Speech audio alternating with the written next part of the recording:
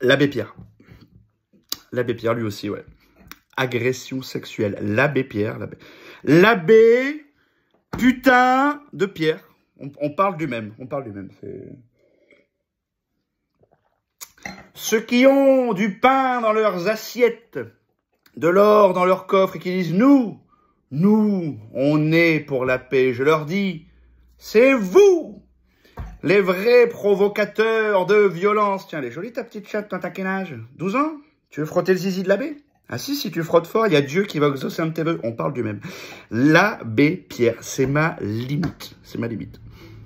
Je suis abasourdi, vraiment. Alors, dans les derniers, là, qu'il y a eu, Depardieu, je vais pas mentir, je ne suis pas tombé des nues. Vu comment il est capable de s'acharner sur un demi-cochon ou une côte de bœuf, je me doutais qu'il n'était pas dans la subtilité et le clitoris. Le premier choc émotionnel que j'ai eu, pour moi, c'est Sem Melia. Sem Melia, j'y croyais pas. Non, quand on m'a dit Sem Melia, je dis lui aussi, on parle du même. Le mec avec un jus de nectarine, là, il y en a par applaudissement qui ont déjà bu dans un verre d'eau qui avait le goût de liquide vaisselle. Le fragile, là. Hein, il est pas gay, lui. Non, mais il fait ce qu'il veut. Ah non. Non, il a une vie sexuelle plus active que moi. Bon, en même temps, il leur demande pas leur avis, donc c'est plus facile, mais quand même, quoi. Alors attention, je veux pas qu'il y ait de diffamation, il n'a pas encore été jugé, il y a présomption d'innocence, mais bon.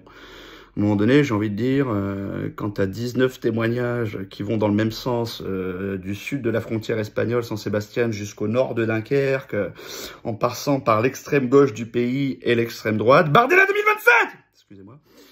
Tu dis à un moment donné, c'est bien la présomption d'innocence, mais on peut aussi peut-être parler un peu de présomption de culpabilité, hein, quand même. Alors moi, je vous dis, l'abbé Pierre, alors, pour être franc, avant de vous donner l'avis sur le sujet, il faut que je dise une chose, franchement, je suis pas féministe. Je m'explique. C'est-à-dire, je suis pour l'égalité salariale à travail légal, je suis pour qu'on ait les mêmes libertés, voilà, pour ce qui est de pédophilie, agression sexuelle, viol. Moi, personnellement, je suis pour 20 ans de prison et castration chimique, mais grand minimum. Hein, et ça, c'est quand je suis de bonne humeur. Quand je suis de mauvaise humeur, un café de trop, on peut parler de peine de mort. En parler de rétablissement de la peine de mort, on peut en parler, voilà. Mais pour moi, ça, c'est pas du féminisme. C'est ce que j'appelle du bon sens, c'est tout, tu vois. Donc, mais je suis quand même un mec, tu vois. Et en tant que mec qui pense se comporter à peu près bien la majorité du temps, il y a souvent quand même des féministes, évidemment toujours les mêmes, qui cassent les couilles. Et à chaque fois, tu vois, dans ma vie, je vous jure, qu'il y en a une qui passe ma limite, tu vois, qui dit un peu trop de conneries, ou que j'ai envie de péter un plomb, de tomber lâchement dans le masculin, et dire, bah, mon œil, vous nous cassez les couilles aussi, t'es dans un pays où t'as des libertés que personne n'a, vous plaignez tout le temps, vous nous cassez les couilles, puis il faut arrêter de mettre tous les mecs dans les sacs, tous les mecs sont pas des violeurs, l'abbé Pierre. Voilà. Ah ouais, d'accord, l'abbé Pierre. C'est ma limite, vraiment.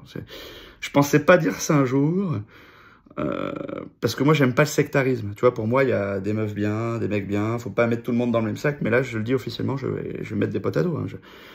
Je prends parti officiellement, je suis du côté des femmes, officiellement. Là c'est bon. Ouais, voilà. Je pense que le problème de l'humanité, c'est l'homme. Vraiment, j'en suis là. Ouais, je suis pas loin de partir en transition. C'est vraiment parce que j'ai une grosse tub que j'hésite, mais je suis pas loin de changer de sexe. J'en suis là, voilà. Après, ceci étant dit, on parle un peu de déconstruction mentale. Il faut aller au bout de la pensée. Je me dis, pour qu'il y en ait autant, tu vois, je veux dire, c'est peut-être qu'il y a un truc qu'on a raté, quoi. Non, mais parce que, tu vois, ça avait commencé avec l'affaire Weinstein, après Epstein, Einstein. Déjà, tous les mecs en Ein, je me méfie maintenant. Tu vois, enchanté, Calvin Klein, range ta bite. Attention à toi. Mais, je veux dire, pour qu'il y ait autant de célébrités, de gens qui soient aussi riches, qui sont conscients que s'ils se font choper déjà pour commencer, leur vie est ruinée, qu'ils iront en enfer pour avoir fait ça. Tu vois. Même si t'es pas croyant, tu vas quand même en enfer en ayant fait ça. Pour qu'il y en ait autant qu'ils le fassent, je dis peut-être qu'on a raté un coche, qu'il y a quelque chose qu'on comprend pas. Parce que, tu vois, par exemple, avec l'affaire Epstein, dans la liste, il y avait Bill Gates. Bill Gates serait allé quand même 72 fois sur l'île. 72 fois. On parle d'un mec qui est milliardaire. Un mec qui peut aller partout dans l'univers, littéralement. S'il a envie d'aller sur la Lune, il peut y aller financièrement, tu vois. On parle d'un mec qui, si demain matin, il se réveille, il se dit, tiens, j'ai envie d'aller sur le mont Everest, que vous me mettiez une table, j'ai envie de manger un homard thermidor avec une bouteille de champagne en tête-à-tête avec Émilie Ratajkowski, il peut le faire, concrètement. On parle d'un mec qui a un pouvoir d'achat tel que s'il veut, il peut aller à la Junquera, poser sa carte bleue sur le comptoir, enchanter Bill Gates, on arrête tout, maintenant, on arrête tout là, stop, voilà. Je veux que toutes les putes, vous vous rangez par nationalité. Voilà. Enfile indienne, voilà, les Croates avec les Croates, les Françaises avec les Françaises, les Portugaises, je suppose, oui, ça se voit, hein, féministes avant l'heure. Voilà, les Brésiliennes avec les Brésiliennes, voilà, c'est bon, tout le monde est... Coupe du monde de putes. De football, ah non, de football. On est en train de construire un stade de 50 000 places juste à côté, voilà, les travaux sont finis dans 3 semaines, le tournoi commence dans 1 mois, là. Allez, on part à l'entraînement, les filles, à l'échauffement, c'est parti. Il peut faire ça. Il peut faire ça pour de vrai, concrètement. Et même s'il fait ça, il lui resterait encore 150 milliards sur son compte. Donc pour qu'il aille, à la place de ça, 72 fois sur une île pour baiser des gosses, c'est que ça procure des sensations je sais pas, je l'ai pas fait, mais quand même, j'y réfléchis, je me demande. Bon, moi, j'ai pas la notoriété pour le faire, ça serait pas intéressant si c'était moi qui le faisais, quoi. Mais, donc du coup, je me dis, tu sais, moi, je suis un petit humoriste de merde, je joue dans des salles de 80, 100 places, bon, je suis heureux de faire ça. Hein.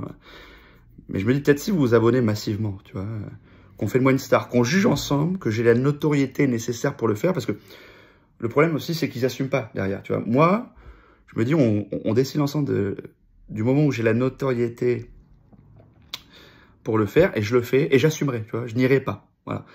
Et je vous dis franchement, si c'est bien ou si c'est mal, voilà. Voilà, mais qu'on le sache une bonne fois pour toutes, quoi.